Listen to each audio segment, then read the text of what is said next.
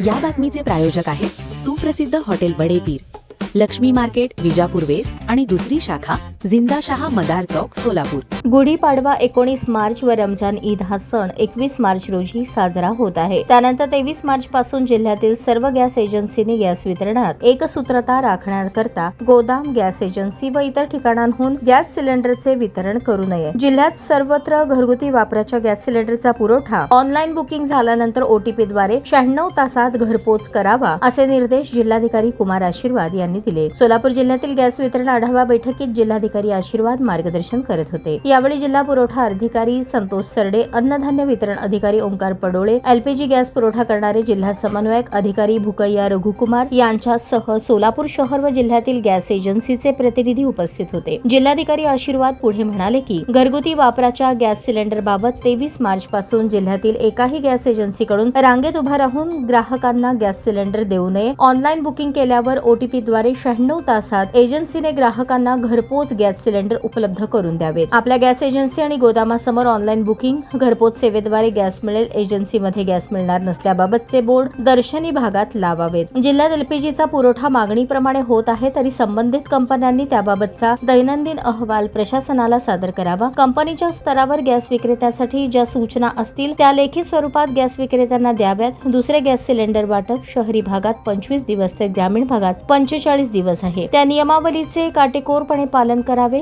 Gas एजन्सीने कोणत्याही अवैध व्यापार होणार नाही याकरता आपल्या कर्मचाऱ्यांवर नियंत्रण ठेवावे। पोलीस विभागाने रमजान ईदच्या पार्श्वभूमीवर गॅस एजन्सी समोर खरेदी होऊ नये याकरता शहरी व ग्रामीण भागात पेट्रोलिंग करावे, असेही जिल्हाधिकारी आशीर्वाद यांनी सांगितले। ताज्या बातम्या पाहण्यासाठी प्राईम महाराष्ट्र न्यूज चॅनलला सबस्क्राईब करा।